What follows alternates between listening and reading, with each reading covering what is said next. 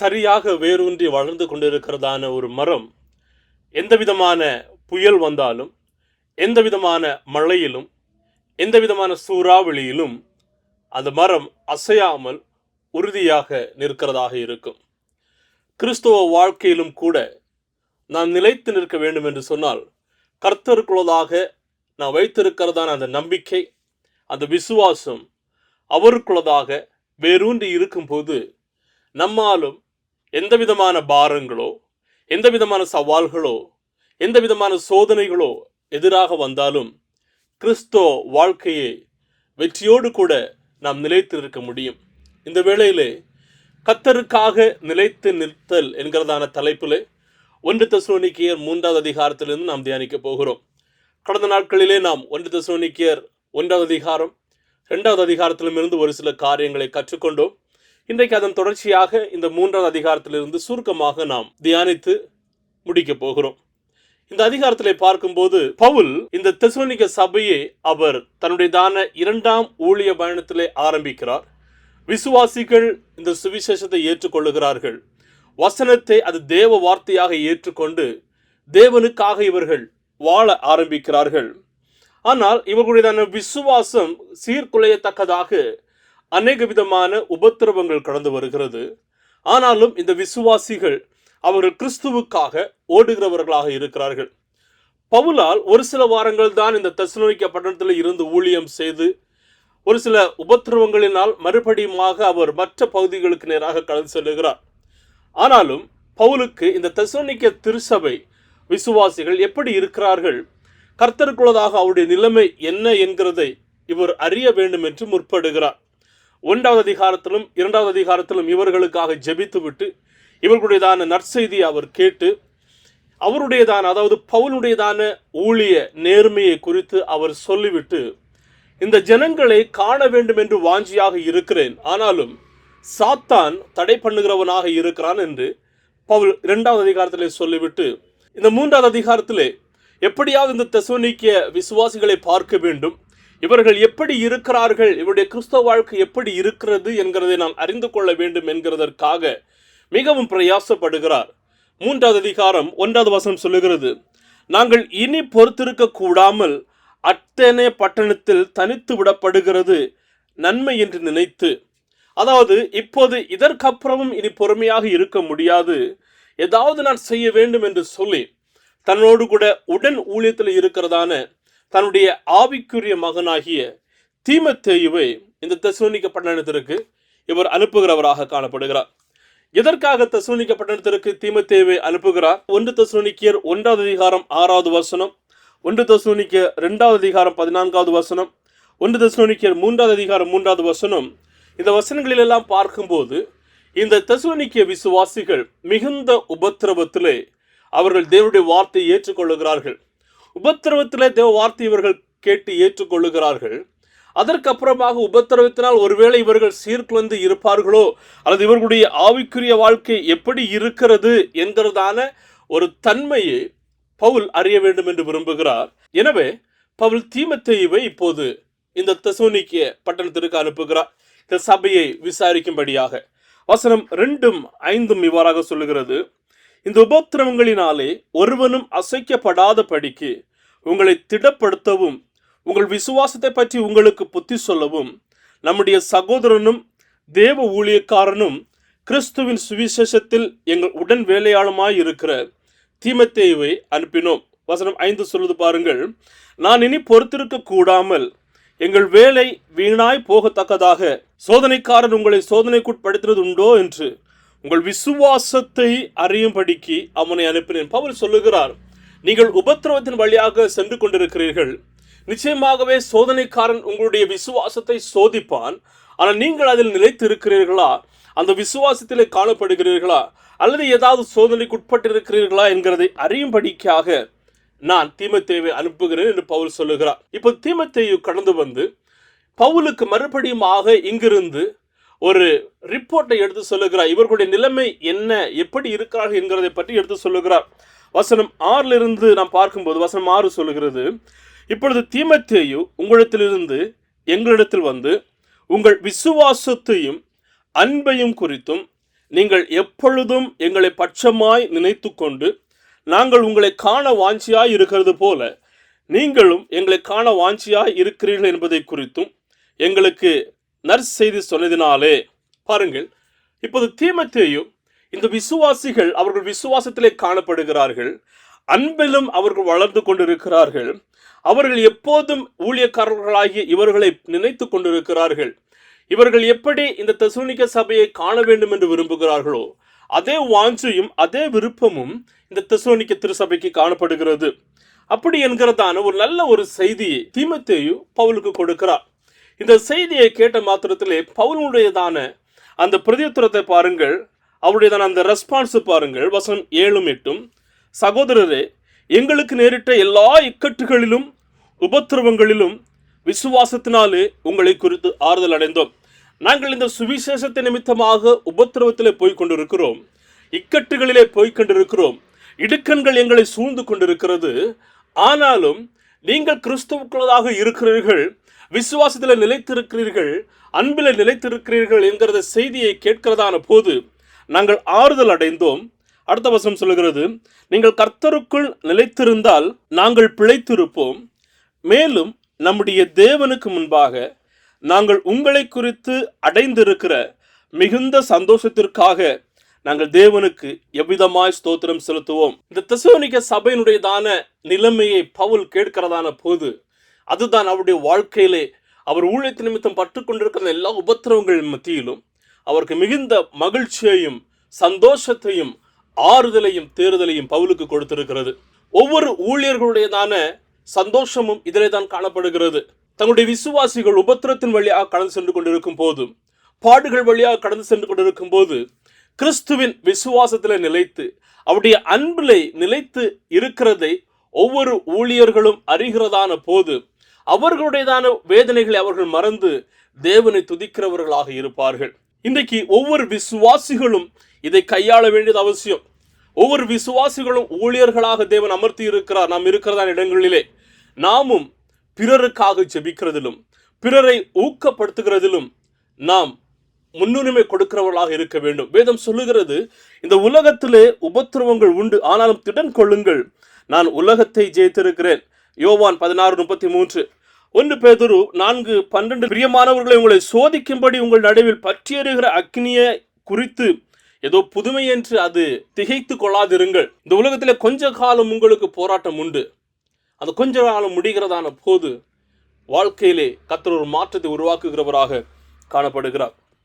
ஆனால் இந்த நிலையிலே ஒவ்வொரு விசுவாசிகளும் ஒருவரை ஒருவர் தாங்குகிறவர்களாக, ஜெபத்திலே ஒருவரை ஒருவர் ஒத்துழைக்கிறவர்களாக காணப்பட வேண்டும். கலாத்தியர் 6:2, எபிரேயர் 10:24-25 இதை தான் நமக்கு தெளிவாக எடுத்துரைக்கிறதாக இருக்கிறது.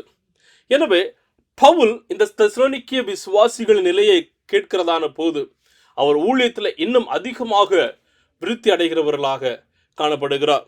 அதோடு கூட முடித்து விடாதபடிக்கு வசனம் 10-13 வரையிலும், கடைசி வசனம் வரையிலும் இந்த விசுவாசிகளுக்காக பவுல் ஜெபிக்கிறதை நாம் பார்க்க முடியும். இந்த வசனங்கள் சொல்லுகிறது, வசனம் 10, உங்கள் முகத்தை கண்டு உங்கள் விசுவாசத்தின் குறைவுகளை நிறைவாக்கும் பொருட்டு இரவும் பகலும் மிகவும் வேண்டிக் கொண்டிருக்கிறோமே. நம்முடைய பிதாவாகிய தேவனும் நம்முடைய கர்த்தராகிய இயேசு கிறிஸ்துவும் உங்களிடத்திற்கு எங்களை நேராக வழிநடத்துவாராக. நாங்கள் உங்களிடத்தில் வைத்திருக்கிற அன்பு கொப்பாய் நீங்களும் ஒருவரிடத்தில் ஒருவர் வைக்கும் அன்பிலும் மற்றெல்லா மனுஷரிடத்தில் வைக்கும் அன்பிலும் கர்த்தர் உங்களை பெருகவும் நிலைத்தோங்கவும் செய்து, இவ்விதமாய் நம்முடைய கர்த்தராகிய இயேசு கிறிஸ்து தமது பரிசுத்தவான்கள் அனைவரோடும் கூட வரும்போது நீங்கள் நம்முடைய பிதாவாகிய தேவனுக்கு முன்பதாக பிழையற்ற பரிசுத்தமுள்ளவர்களாய் இருக்கும்படிக்கு உங்கள் இருதயங்களை ஸ்திரப்படுத்துவாராக. எல்லா ஊழியர்களும் தங்களுடைய விசுவாசிகளுக்காக ஜெபிக்கிறார்கள். ஒவ்வொரு விசுவாசிகளுடையதான தேவைகளுக்கும் ஜெப குறிப்புகளுக்கும் ஏற்றாற் போல ஜெபிக்கிறார்கள். ஆனால் இந்த இடத்திலே பவுல் சற்று வித்தியாசமாக ஜெபிக்கிறவராக இருக்கிறார். ஒரு 4 முக்கியமான காரியங்களுக்காக பவுல் ஜெபிக்கிறவராக இருக்கிறார். இந்த விசுவாசிகளுக்கு ஜெபிக்கிறது முன்பதாக 10வது வசனத்திலே பார்க்கும்போது தன்னுடைய ஜெப வாழ்க்கையை குறித்து அவர் சொல்லுகிறார். பாருங்கள், வசனம் 10, உங்கள் முகத்தை கண்டு உங்கள் விசுவாசத்தின் குறைவுகளை நிறைவாக்கும் பொருட்டு இரவும் பகலும் உங்களுக்காக வேண்டிக் கொள்கிறோமே. பவுலுடையதான எல்லா நிருபங்களிலும் பார்க்கும்போது பவுல் ஜெபத்தை குறித்து எல்லா நிருபங்களிலும் அதிகமாக எடுத்துரைக்கிறதை பார்க்க முடியும்.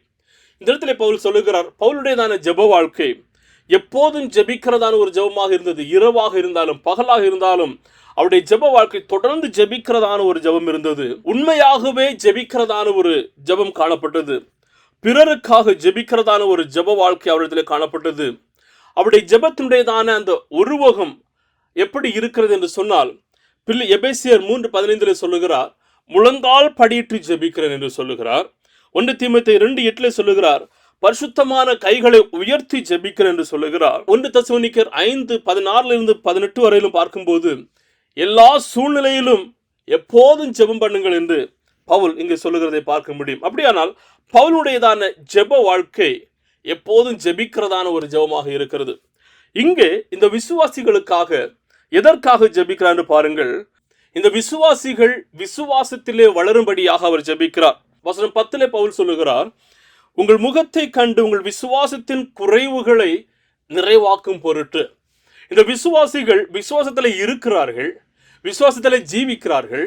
ஆனாலும் ஏதோ ஒரு சில விதமான குறைவுகள் அவருடைய விசுவாசத்திலே காணப்படுகிறது. பவுல் சொல்லுகிறார், உங்களுடைய விசுவாசத்தின் குறைவுகளை நிறைவாக்கும் பொருட்டு நாங்கள் இரவும் பகலுமாக ஜெபிக்கிறோம் என்று சொல்லி. அருமையான தேவ ஜனங்களே, நாம் விசுவாசத்திலே வளர வேண்டியது அவசியம். நம்முடைய ஆவிக்குரிய வாழ்க்கையிலே மிகவும் முக்கியமான ஒன்று விசுவாசம். இந்த விசுவாசத்திலே நாம் எப்படி காணப்படுகிறோம்? நாம் வளர்கிறவர்களாக இருக்கிறோமா அல்லது குன்றி போகிறவர்களாக இருக்கிறோமா? அநேக நேரங்களிலே நமக்கு தேவனிடமிருந்து ஏதாவது தேவைப்படுகிறது என்று சொன்னால் நம்ம அவரிடத்திலே விசுவாசம் வைத்து பயங்கரமாக ஜெபிக்கிறவர்களாக இருப்போம். ஆனால் மற்ற நேரங்களிலே விசுவாசத்தை விட்டு விலகுகிறவர்களாக கூட இருப்போம். அநேக நேரங்களில் தேவைக்கு மாத்திரம் விசுவாசத்தை வர்த்திக்க பண்ணுகிறவர்களாகவும், மற்ற நேரங்களிலே ஏதோ ஒரு சாதாரணமான ஒரு கிறிஸ்தவ வாழ்க்கை வாழுகிறவர்களாகவும் காணப்படுவோம். ஆனால் விசுவாசத்திலே நாம் வளர வேண்டும். இந்த விசுவாசம் எப்படி வருகிறது? ரோமர் 10:17 சொல்லுகிறது, தேவனுடைய வார்த்தையை கேட்கிறதான போது இந்த விசுவாசம் கடந்து வருகிறது. அதனால் விசுவாசம் கேள்வியினாலே வரும், கேள்வி தேவனுடைய வார்த்தையினாலே வரும்.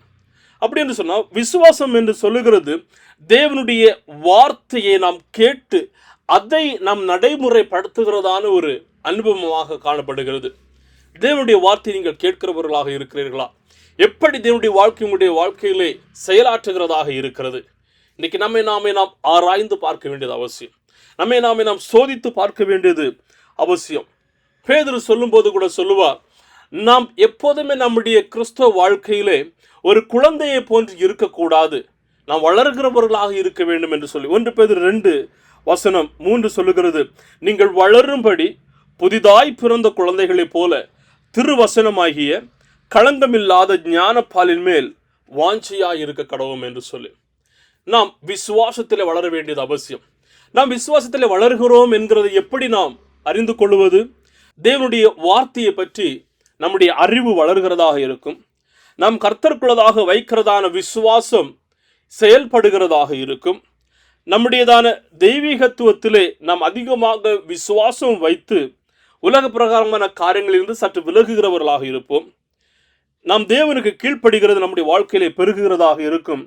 நம்முடைய சோதனைகளிலும் நம் மகிழ்ச்சியை கண்டு கொள்ளுகிறவர்களாக இருப்போம். இந்த கிரியைகளெல்லாம் நம்முடைய வாழ்க்கையிலே காணப்படுகிறது என்று சொன்னால் விசுவாசத்தின் வளர்ச்சியாக இருக்கிறது. இப்போது இந்த தெசலோனிக்கே திருச்சபை விசுவாசத்தில் வளர்ந்தார்களா? ஆம், இவர்கள் வளர்ந்தார்கள். 2 தெசலோனிக்கேயருக்கு பவுல் எழுதும்போது எழுதுகிறார், 2 தெசலோனிக்கேயர் 1:3 சகோதரரே, நாங்கள் எப்பொழுதும் உங்களுக்காக தேவனை ஸ்தோத்தரிக்க கடனாளிகளாய் இருக்கிறோம். உங்கள் விசுவாசம் மிகவும் பெருகினபடியினாலும் நீங்கள் ஒருவரில் ஒருவர் வைத்திருக்கிற அன்பு அதிகரித்திருக்கிறபடியினாலும் அப்படி செய்கிறது தகுந்ததாக இருக்கிறது. அப்படி என்று சொன்னால் பவுலுடையதான ஜெபம் கேட்கப்பட்டு இந்த விசுவாசிகள் விசுவாசத்திலே பெருகினவர்களாக இருக்கிறார்கள்.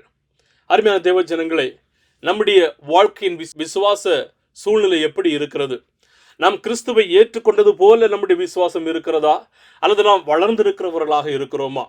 ஒருவேளை கிறிஸ்துவை ஏற்றுக்கொண்ட சமயத்தில் இருந்ததான அதே விசுவாசம் நாம் இருக்கிறது என்று சொன்னால் நாம் அந்த விசுவாசத்திலே பெருகுகிறவர்களாக இருக்க வேண்டும். புதிதாக பிறந்ததான குழந்தையை போன்று இல்லாத படிக்கு நம்முடைய ஆவிக்குரிய வயதிற்கு ஏற்றாற் போல நாம் வளர்கிறவர்களாக காணப்பட வேண்டும். அதை தான் தேவன் எதிர்பார்க்கிறார். இரண்டாவதாக பவுல் இந்த விசுவாசிகளுக்கு ஜெபிக்கிறது என்னவென்று சொன்னால், இவர்கள் அன்பில் வளரும்படியாக ஜெபிக்கிறார். வசனம் 12 சொல்லுகிறது பாருங்கள், நாங்கள் உங்களிடத்தில் வைத்திருக்கிற அன்பு கொப்பாய் நீங்களும் ஒருவரிடத்தில் ஒருவர் வைக்கும் அன்பிலும் மற்றெல்லா மனுஷரிடத்தில் வைக்கும் அன்பிலும் கர்த்தர் உங்களை பெருகவும் நிலைத்தோங்கவும் செய்வாராக. இந்த விசுவாசிகள் அவர்கள் அன்பிலே வளர்ந்து கொண்டிருக்கிறார்கள், ஆனால் அவர்கள் இன்னும் அதிகரிக்க வேண்டும் என்று பவுல் ஜெபிக்கிறார். 1 தெசலோனிக்கேயர் 4:10 சொல்லுகிறார், அந்தபடியே நீங்கள் மக்கதோனியா நாடெங்கும் உள்ள சகோதரர் எல்லாருக்கும் செய்து வருகிறீர்கள். சகோதரரே, அன்பிலே நீங்கள் இன்னும் அதிகமாய் வளர வேண்டும். நீங்கள் ஏற்கனவே செய்து வருகிறீர்கள், ஏற்கனவே அன்பில் பெருகிறீர்கள், ஆனால் இன்னும் நாம் வளர்கிறவர்களாக இருக்க வேண்டும். பவுல் தன்னுடைய நிருபங்கள் எல்லாம் அடிக்கடி இதை சொல்லுகிறவராக இருப்பார். பிலிப்பியர் எழுதின நிருபத்தில் அவர் சொல்லும்போது சொல்லுவார், பிலிப்பியர் 1:9, உத்தமமானவைகளை நீங்கள் ஒப்புக்கொள்ளத்தக்கதாக உங்கள் அன்பானது அறிவிலும் எல்லா உணர்விலும் இன்னும் அதிகமாக பெருக வேண்டும். அன்பு ஒரு கிறிஸ்தவ வாழ்க்கையில மிகவும் மிகவும் அவசியமானதாக இருக்கிறது. அநேக நேரங்களிலே நாம் அந்த அன்பை விட்டு விடுகிறவர்களாக இருப்போம். நம்மோடு கூட இருந்து ஆராதிக்கிறதான விசுவாசிகள், நம்மோடு கூட இருக்கிறதான ஜனங்களே அந்த கிறிஸ்தவ அன்பை நாம் வெளிப்படுத்தாமல் இருக்கிறவர்களாக இருப்போம். ஆனால் நாம் அந்த அன்பிலே பெருகிறவர்களாக இருக்க வேண்டும். அதை தான் தேவன் எதிர்பார்க்கிறார். இயேசு கிறிஸ்து தன்னுடைய சீசர்களுக்கு அவர் சொல்லுகிறதான போது கூட, உன்னை போல பிறனை நேசி என்று அவர் சொல்லுகிறார். மத்தேயு 5:44 சொல்லுகிறார், நான் உங்களுக்கு சொல்லுகிறேன், உங்கள் சத்துருக்களை சிநேகியுங்கள், உங்களை சபிக்கிறவர்களை ஆசீர்வதியுங்கள், உங்களை பகைக்கிறவர்களுக்கு நன்மை செய்யுங்கள், உங்களை நிந்திக்கிறவர்களுக்காகவும் உங்களை துன்பப்படுத்துகிறவர்களுக்காகவும் ஜெபம் பண்ணுங்கள். ஒரு கிறிஸ்தவனுடைய வாழ்க்கையிலே தேவன் எதிர்பார்க்கிறது இதுதான், பிறரை நேசிக்க வேண்டும் என்கிறது. ஆனால் யதார்த்தமாக பார்க்கும்போது அதுதான் மிகவும் கடினமான ஒன்றாக இருக்கிறது அநேகருடைய வாழ்க்கையிலே. ஆனால் நாம் அதிலே வளர்கிறவர்களாக காணப்பட வேண்டும். நம் அன்பிலே வளர்கிறோம் என்கிறதை எப்படி புரிந்து கொள்ளுகிறது? நம்முடைய சுயத்திற்கு நாம் முக்கியத்துவம் கொடுக்காத படிக்கு பிறனுடையதான வளர்ச்சியிலே நாம் முக்கியத்துவம் கொடுக்கிறவர்களாக இருப்போம். நமக்கு போராட்டம் வருகிறதான போது, நமக்கு உரியவர்கள் ஒரு போராட்டத்தில் இருக்கிறதான போது அவர்களிடத்தில் நாம் ஆர்வம் காட்டுகிறவர்களாக இருப்போம். மற்றவர்களுக்கும் அவர்களுடையதான தேவைகளுக்கும் நாம் அதிகமாக நேரத்தை செலவிடுவோம். நாம் சில நேரங்களிலே தியாக மனப்பான்மையோடு காணப்படுகிறவர்களாக இருப்போம். பிறனுடையதான இழப்புக்கு அது நாம் புரிந்து அறிந்து கொண்டு அதை நாம் உணர்கிறவர்களாக இருப்போம். ரட்சிக்கப்படாதவர்களிடம் நாம் அதிகமாக இரக்கத்தின் இருதயத்தை காண்பிக்கிறவர்களாக இருப்போம். இந்த குணாதிசயங்கள் நம்முடைய வாழ்க்கையிலே காணப்படுகிறது என்று சொன்னால் அன்பிலே நாம் வளர்கிறவர்களாக இருக்கிறோம் என்று அர்த்தம். இந்த தெசலோனிக்க திருச்சபை அன்பிலே வளர்ந்தார்களா? 2 தெசலோனிக்கேயருக்கு பவுல் எழுதும்போது சொல்லுகிறார், 1:3, சகோதரரே, நாங்கள் எப்பொழுது உங்களுக்காக தேவனை ஸ்தோத்திரிக்க கடனாளிகளாய் இருக்கிறோம். உங்கள் விசுவாசம் மிகவும் பெருகி இருக்கிறபடினாலும் நீங்கள் எல்லாரும் ஒருவரில் ஒருவர் வைத்திருக்கிற அன்பு அதிகரித்திருக்கிறபடினாலும் அப்படி செய்கிறது தகுதியாயிருக்கிறது. இவர்கள் அன்பிலே வளர்ந்திருக்கிறவர்களாக இருக்கிறார்கள். அருமையான தேவஜனங்களே, உங்களுடைய அன்பு எப்படி இருக்கிறது? அது மாயமற்றதாக இருக்க வேண்டும். அதை தான் தேவன் எதிர்பார்க்கிறவராகவும் இருக்கிறார். நாம் பிறரை நேசிக்கிறதிலும் பிறனை உபசரிக்கிறதிலும் நாம் தெளிவாக இருக்கிறவர்களாக காணப்பட வேண்டும். ஒருவேளை நாம் அதில் குறைபட்டிருக்கிறவர்களாக இருக்கிறோம் என்று சொன்னால் நாம் அதை சோதித்தறிந்து மறுபடியுமாக தேவ சமூகத்தில் கடந்து வர வேண்டியது மிகவும் அவசியம். 3வது பவுல் ஜெபிக்கிறது என்னவென்று சொன்னால், வசனம் 13 சொல்லுகிறது, இந்த விசுவாசிகள் பரிசுத்தத்தில் வளரும்படியாக அவர் ஜெபிக்கிறார். இவ்விதமாய் நம்முடைய கர்த்தராகிய இயேசு கிறிஸ்து தமது பரிசுத்தவான்கள் அனைவரோடு கூட வரும்போது நீங்கள் நம்முடைய பிதாவாகிய தேவனுக்கு முன்பாக பிழையற்ற பரிசுத்தமுள்ளவர்களாய் இருக்கும்படி உங்கள் இருதயங்களை ஸ்திரப்படுத்துவாராக. கிறிஸ்துவானவர் வருகிறதான போது நாம் பிழையற்றவர்களாக இருக்க வேண்டும். இந்த தெசலோனிக்க திருச்சபையானது மிகுந்த உபத்திரவத்தின் மத்தியிலும் விசுவாசத்தில் வளர்ந்து கொண்டிருக்கிறார்கள், அன்பில் வளர்ந்து கொண்டிருக்கிறார்கள். அவர்கள் பரிசுத்தத்திலும் பிழையற்றவர்களாக வளர வேண்டும் என்று இந்த பவுல் ஜெபிக்கிறவராக இருக்கிறார். நம்முடைய கிறிஸ்தவ வாழ்க்கையிலே அநேக விதமான சோதனைகள் வரும், அநேக விதமான எதிர்ப்புகள் வரும். சத்துருவானவன் அநேக விதமான சவால்களை நம்முடைய ஆவிக்குரிய வாழ்க்கையின் எதிர்ப்புக்காக கொண்டு வருவான். ஆனால் அந்த நிலையிலும் நம்முடைய பரிசுத்தத்தை நாம் காத்துக்கொள்ளுகிறவர்களாக இருக்க வேண்டும். ஏன் நாம் நம்முடைய பரிசுத்தத்தை காத்துக்கொள்ள வேண்டும்? நம்முடைய தேவன் பரிசுத்தர், நம்மை அழைத்தவர் பரிசுத்தராக இருக்கிறார். அவரை போல நாம் பரிசுத்தராக இருக்க வேண்டியது அவசியம். 1 பேதுரு 1:16 சொல்லுகிறது, நான் பரிசுத்தர், ஆதலால் நீங்களும் பரிசுத்தராய் இருங்கள். வேதத்திலே நாம் அநேக விதமான உதாரணங்களை பார்க்க முடியும். பரிசுத்தமாக ஜீவித்ததான தேவ ஜனங்களை குறித்து இன்னைக்கு நாம் ஆராய்ந்து பார்க்க வேண்டும். எப்படி நாம் பரிசுத்தமாக வாழ முடியும்? நம்முடைய சரீரங்களை தேவனுக்கேற்ற பலிகளாக நாம் ஒப்பு கொடுக்க வேண்டும். தேவனை அறியாதவர்களைப் போல நாம் ஒருபோதும் செயல்படக்கூடாது. மற்றவர்களை நாம் வஞ்சியாமல் இருக்க வேண்டும். நம்முடைய வாழ்க்கையிலே பரிசுத்த ஆவியின் வல்லமையை நாம் புரிந்து கொள்கிறவர்களாக இருக்க வேண்டும். கடைசியாக பவுல் ஜெபிக்கும் போது ஜெபிக்கிறார், இந்த விசுவாசிகள் நம்பிக்கையில் அவர்கள் வளர வேண்டும். வசனம் 13 சொல்லுகிறது, இவ்விதமாய் நம்முடைய கர்த்தராகிய இயேசு கிறிஸ்து தமது பரிசுத்தவான்கள் அனைவரோடும் கூட வரும்போது நீங்கள் தம்முடைய பிதாவாகிய தேவனுக்கு முன்பதாக பிழையற்ற பரிசுத்தமுள்ளவர்களாய் இருக்கும்படி உங்களுடைய இருதயங்களை ஸ்திரப்படுத்துவாராக. கிறிஸ்துவானவர் வரப்போகிறார் என்கிறதான ஒரு நம்பிக்கையிலே விசுவாசிகள் வளர வேண்டியது மிகவும் அவசியம்.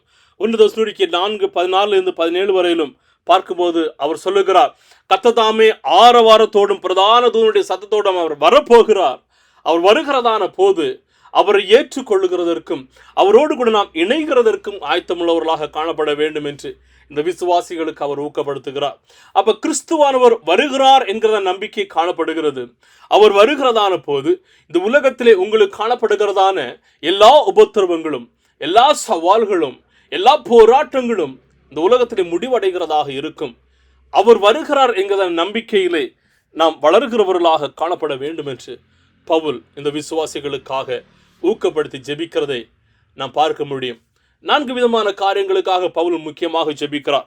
இந்த விசுவாசிகள் விசுவாசத்தில் வளர வேண்டும், அன்பில் வளர வேண்டும், பரிசுத்தத்தில் வளர வேண்டும், நம்பிக்கையில் வளர வேண்டும் என்கிறதான காரியங்கள். அருமையான தேவ ஜனங்களே, இன்னைக்கு நம்முடையதான ஆவிக்குரிய நிலைமை எப்படி இருக்கிறது? காற்று அடிக்கிறதான போது நம்முடைய விசுவாசம் அங்கும் இங்குமாக அசைந்து கொண்டிருக்கிறதா? அல்லது எந்த விதமான காற்று புயல் வந்தாலும் நம்முடைய விசுவாசம் நேராக வலுவாக நிற்கிறதாக இருக்கிறதா?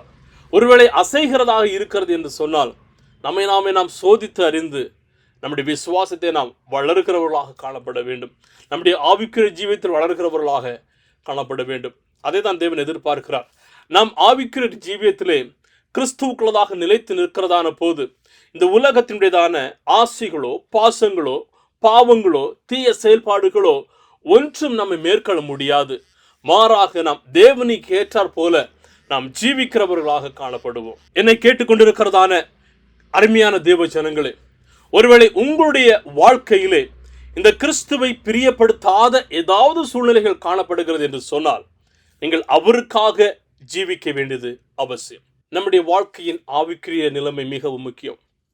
ஒருவேளை நீங்கள் ஊழியக்காரர்களாக இருக்கிறீர்கள் என்று சொன்னால் உங்களுடைய விசுவாசிகளை நீங்கள் கவனிக்கிறதிலும் நேசிக்கிறதிலும் அவருடைய விசுவாசத்தின் வளர்ச்சியிலும் நீங்கள் எந்த அளவிற்கு அக்கறை காட்டுகிறவர்களாக இருக்கிறீர்கள். இந்த தேசத்திலே அநேக விதமான ஊழியர்கள் தங்களுடைய வளர்ச்சிக்கு என்றும் சொல்லி தங்களுடைய உலக பிரகாரமான வளர்ச்சிக்கு முக்கியத்துவம் கொடுத்து கொண்டிருக்கிறார்கள். ஆனால் நீங்கள் அப்படிப்பட்ட சூழ்நிலையில் விழுந்து விடாதீர்கள். கர்த்தர் உங்களை நம்பி கொடுத்திருக்கிறதான அந்த ஊழியத்தை, உங்களுக்கு கொடுத்திருக்கிற அந்த விசுவாசிகளை அவர்களுடைய ஆவிக்குரிய வளர்ச்சியிலே முக்கியத்துவம் காட்டுகிறவர்களாக இருங்கள். அருமையான விசுவாசிகளே, ஒருவேளை உங்களுடைய ஆவிக்குரிய வாழ்க்கை ஒரு நிலையற்றதாக இருக்கிறோமே என்று சொன்னால் அவரிடத்தில் கடந்து வர வேண்டியது அவசியம். அவரிடத்தில் கடந்து வரும்போது நம்முடைய வாழ்க்கையிலே போராட்டம் வரும். நான் கிறிஸ்துவுக்குள்ளதாக இருக்கும்போது வேதனைகளோ, போராட்டங்களோ அல்லது வியாதிகளோ, கட்டுகளோ நெருங்காது என்ற அர்த்தம் அல்ல. ஆனால் இவைகள் எல்லாவற்றின் மத்தியிலும் கர்த்தர் நாம் அவருக்கு நிலைத்து நிற்கத்தக்கதான கிருபையை கொடுக்கிறவராக இருப்பார். கர்த்தர் தாமே உங்கள் ஒவ்வொருவருக்கும் அப்படிப்பட்டதான கிருபையை கொடுத்து உங்களை வளப்படுத்துவாராக, பலப்படுத்துவாராக, ஸ்திரப்படுத்துவாராக. தேவ கிருபை, தேவ பிரசன்னம், தேவ சமாதானம் உங்கள் ஒவ்வொருவரோடும் கூட இருக்கட்டும். உங்களுக்கு ஏதாவது ஜெப தேவைகள் இருக்கிறது என்று சொன்னால் நீங்கள் எங்களை அணுகும்படியாக கேட்டுக்கொள்கிறோம். உங்களுக்காக ஜெபிக்கிறதற்கு நாம் ஆயத்தமுள்ளவர்களாக இருக்கிறோம். கர்த்தர் தாமே உங்களை ஆசீர்வதித்து உங்களை காக்க கடவராக. ஆமேன், ஆமேன்.